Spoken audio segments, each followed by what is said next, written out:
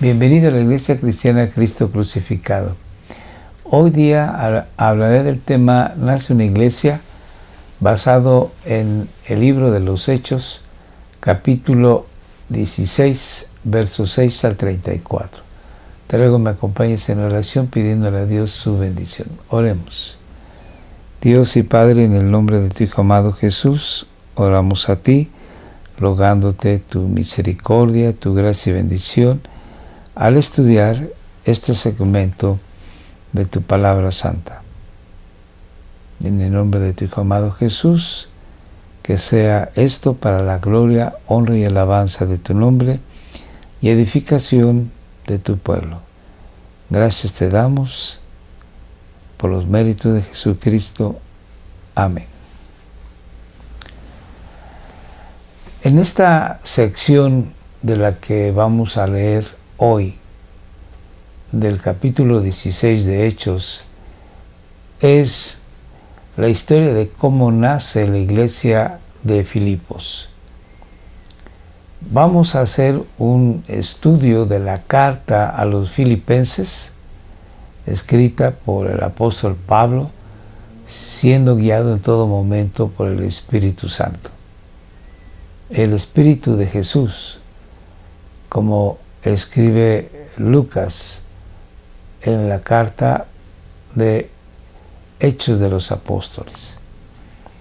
Es importante el estudio que hoy vamos a realizar de cómo nace la iglesia de Filipos, puesto que nos reflejará el carácter de la iglesia.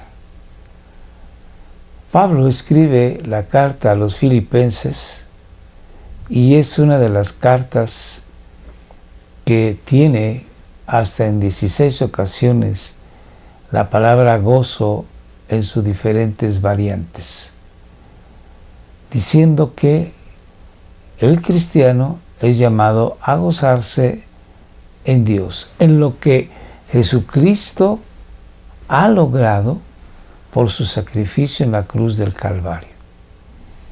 Y precisamente la iglesia de Filipos nace en una situación adversa donde Pablo y Silas, gozosos, oran y cantan a Dios, estando en la cárcel, habiendo sido anteriormente heridos, flagelados en sus espaldas por latigazos. Entonces, la carta a los filipenses nos enseña que la vida cristiana es de gozo y paz en el Espíritu Santo, y que el cristiano es llamado a descansar de sus labores en la gracia, misericordia, poder y sabiduría de Dios. Así, bueno, pues vamos a leer lo que ocurrió en el nacimiento de esta iglesia.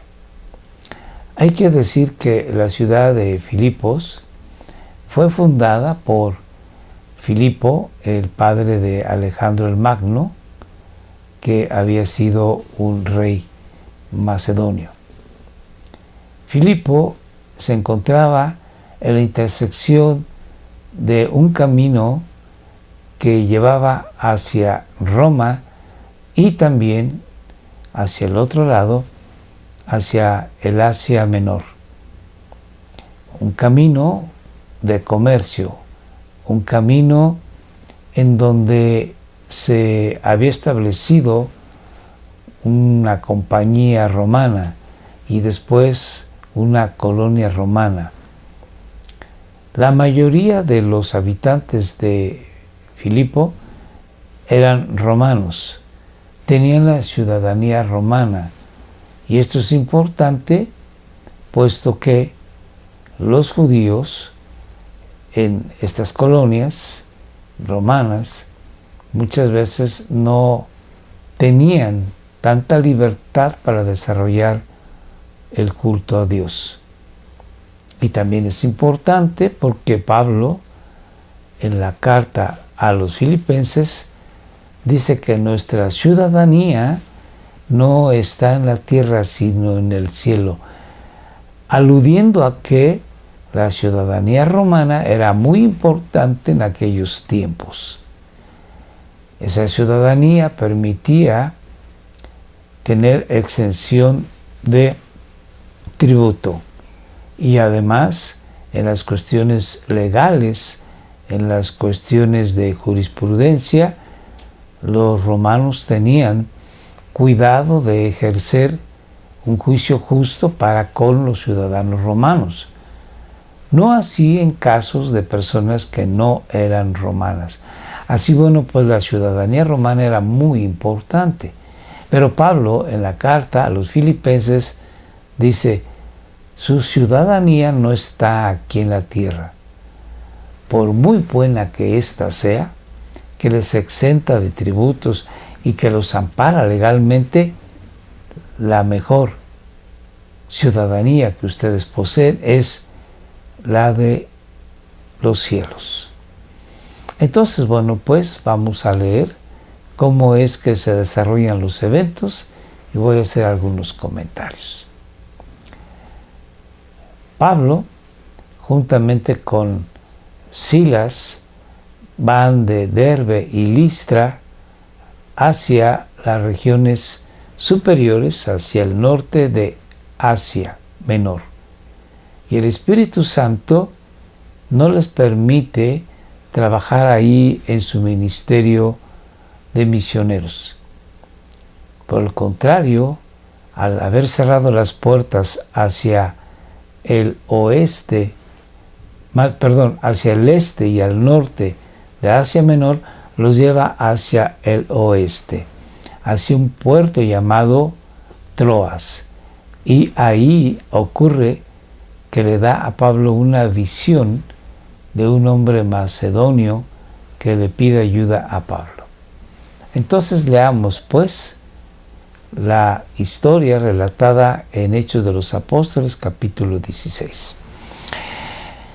Pasaron Pablo, Silas y Timoteo, que ya se había agregado al grupo de Pablo, por la región de Frigia y Galacia, habiendo sido impedidos por el Espíritu Santo de hablar la palabra en Asia, lo que se conoce ahora como Asia Menor. Y cuando llegaron a Misia, intentaron ir a Bitinia, que se encuentra al norte de esta provincia, pero el Espíritu de Jesús no se lo permitió. Vemos aquí que el autor, Lucas, dice primeramente el Espíritu Santo, y aquí dice el Espíritu de Jesús. Así, bueno, está él diciendo que el Espíritu Santo y el Espíritu de Jesús es la misma persona de la Trinidad. ¿Y por qué se le llama el Espíritu de Jesús?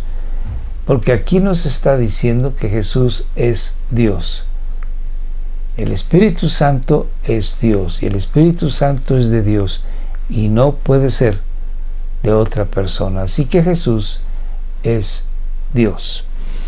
El Espíritu de Jesús no le permitió a Pablo ir a Bitinia, a la parte norte del Asia Menor, ni al oeste ni al norte.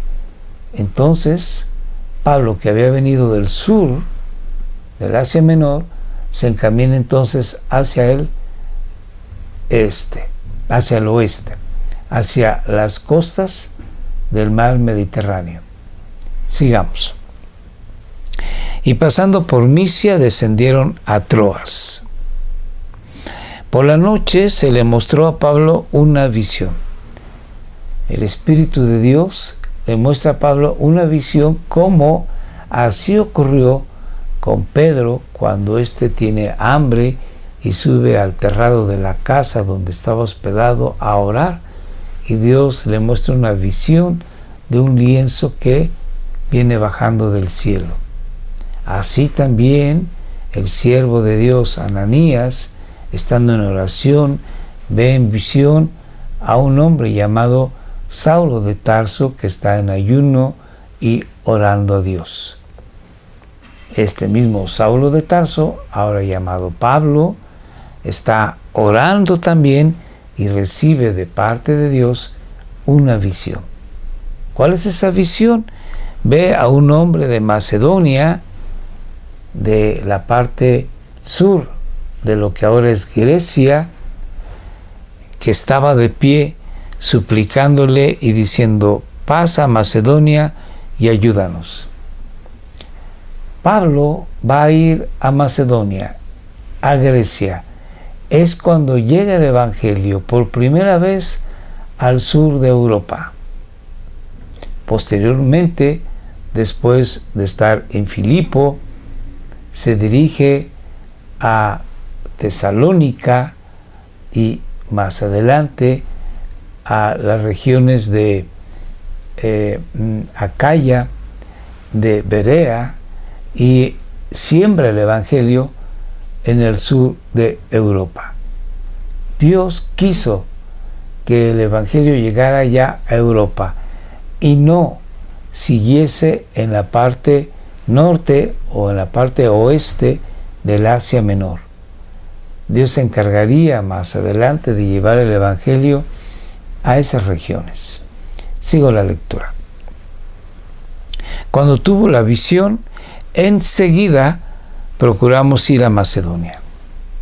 Aquí el autor de Hechos de los Apóstoles, Lucas, ya se agrega al grupo.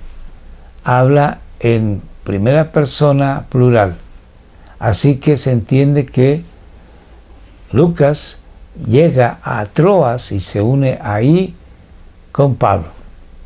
Así que el grupo ahora son de 4 personas: Pablo, Silas, Timoteo y Lucas. Algo también que es importante es que anota Lucas que enseguida, lo más probable es que en ese momento Pablo hizo preparativos para salir muy temprano hacia la parte de sur de Macedonia. Sigamos. Persuadidos de que Dios nos había llamado para anunciarles el Evangelio.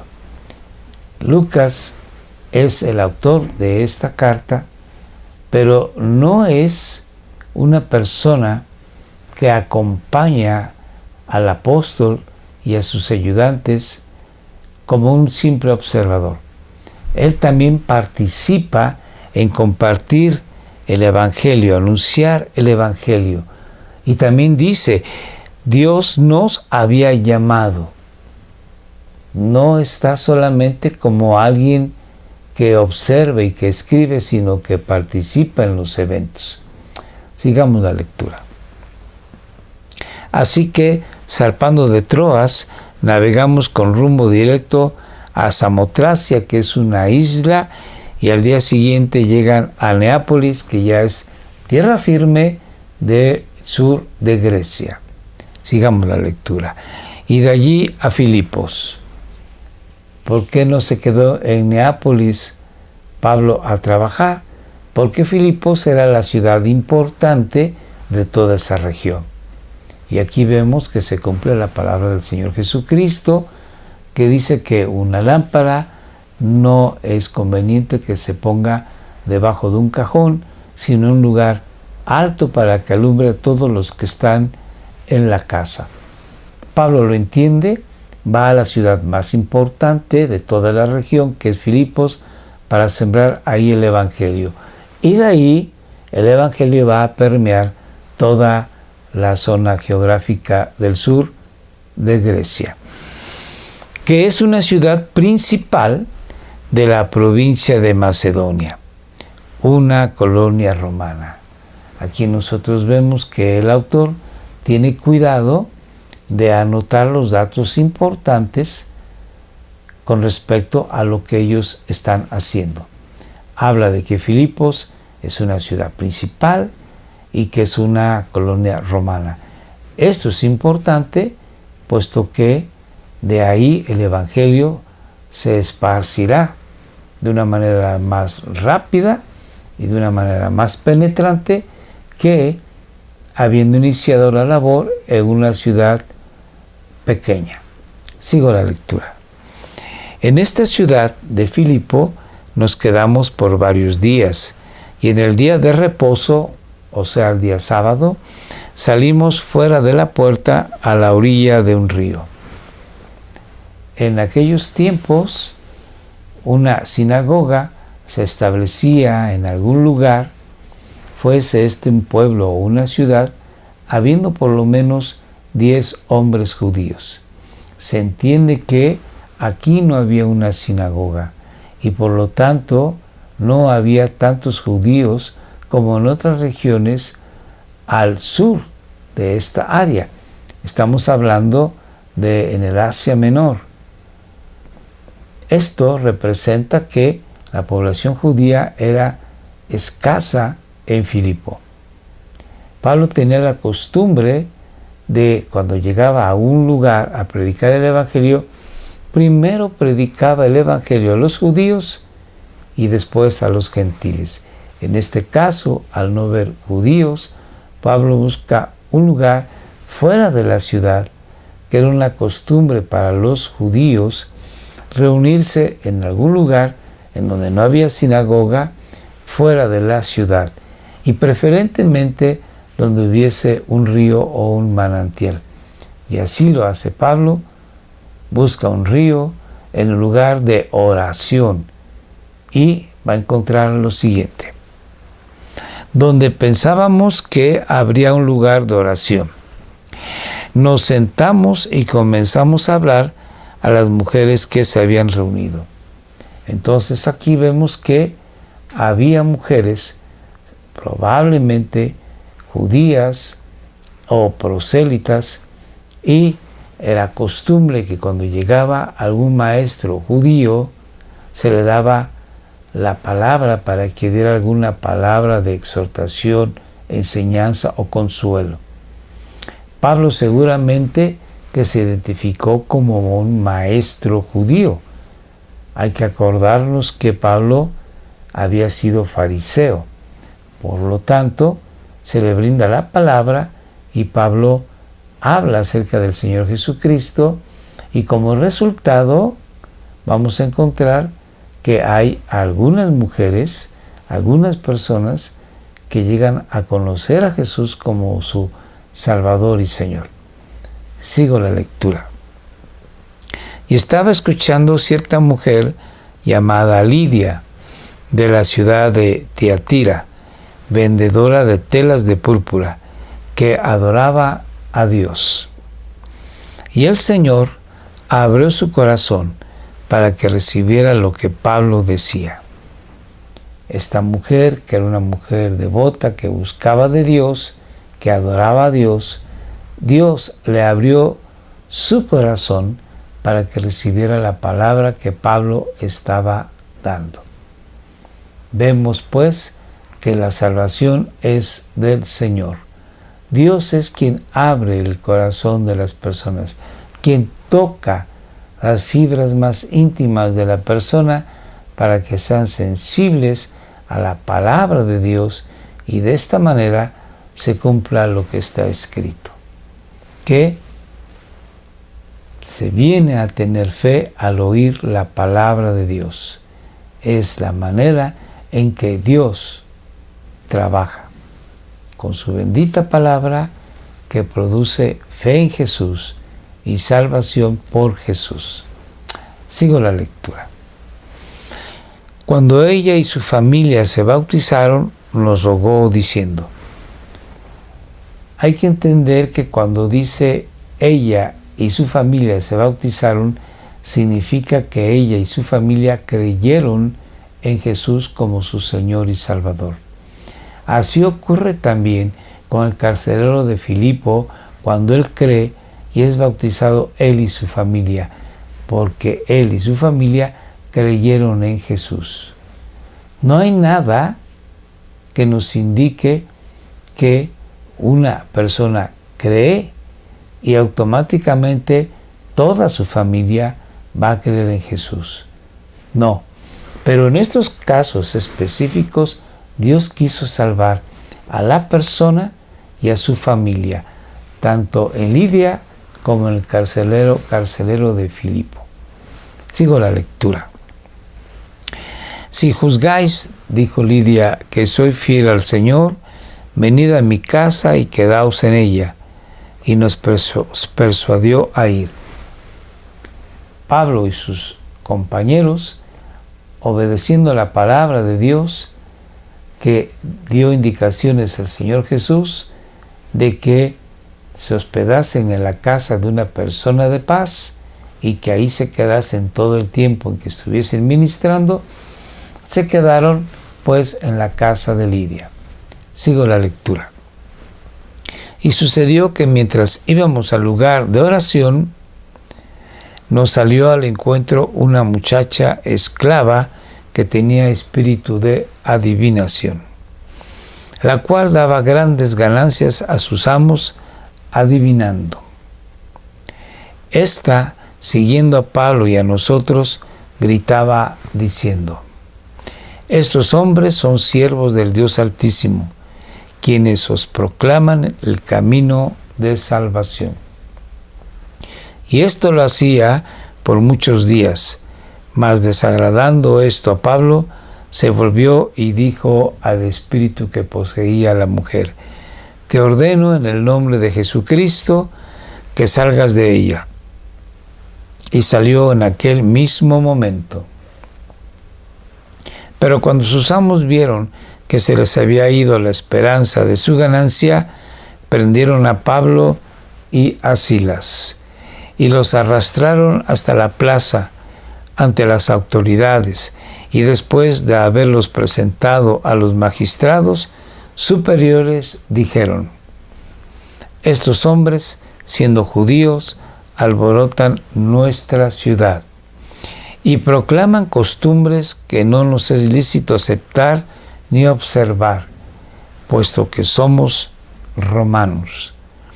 La multitud se levantó a una contra ellos, y los magistrados superiores, rasgándoles sus ropas, ordenaron que los azotaran con varas, y después de darles muchos azotes, los echaron en la cárcel, ordenando el carcelero que los guardara con seguridad, el cual, habiendo recibido esa orden, los echó en el calabozo interior y les aseguró los pies en el cepo.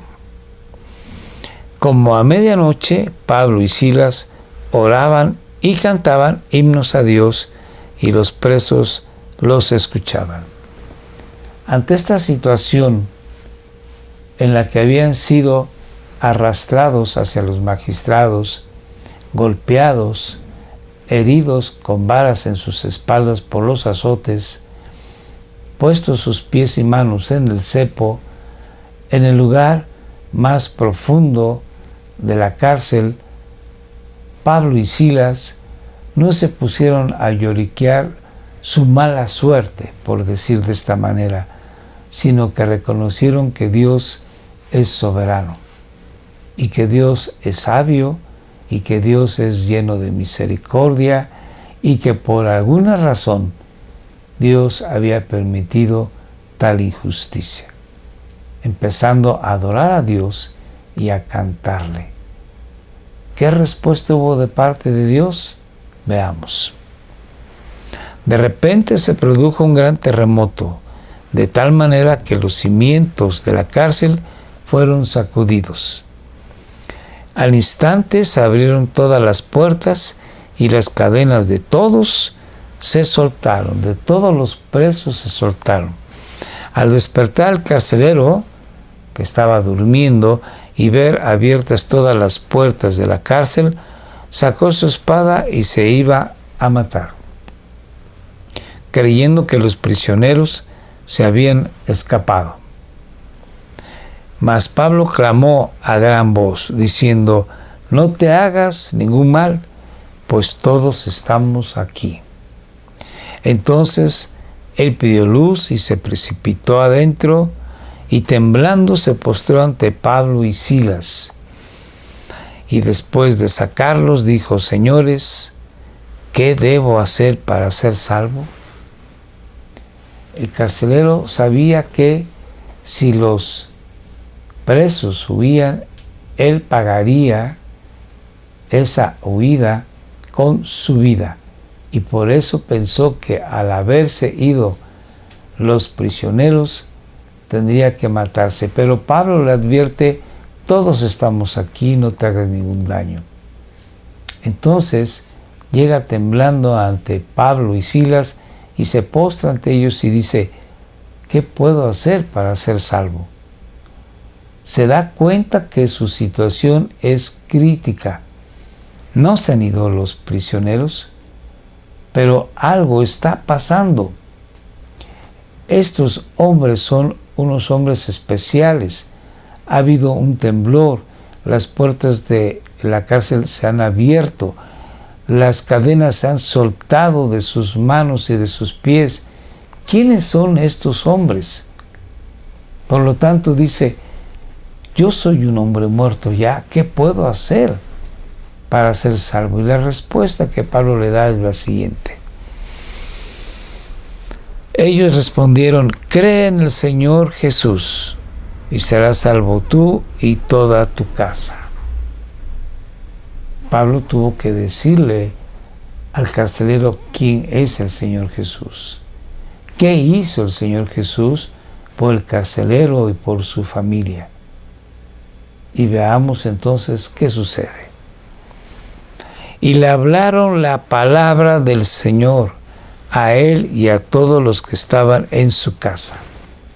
El Evangelio tiene que ser proclamado para que la gente pueda creer en el Señor Jesucristo. No podemos decirle a alguien: cree en el Señor Jesucristo, si no le explicamos quién es el Señor Jesucristo, qué ha logrado el Señor Jesucristo y por qué es importante que esa persona tome para sí, en fe, la provisión que el Señor Jesucristo está dando. De esta manera, el carcelero que escuchó el mensaje creyó, y su familia, que creyó, que escuchó, entonces se bautizó. Vuelvo a leer el verso. Y le hablaron la palabra del Señor a él y a todos.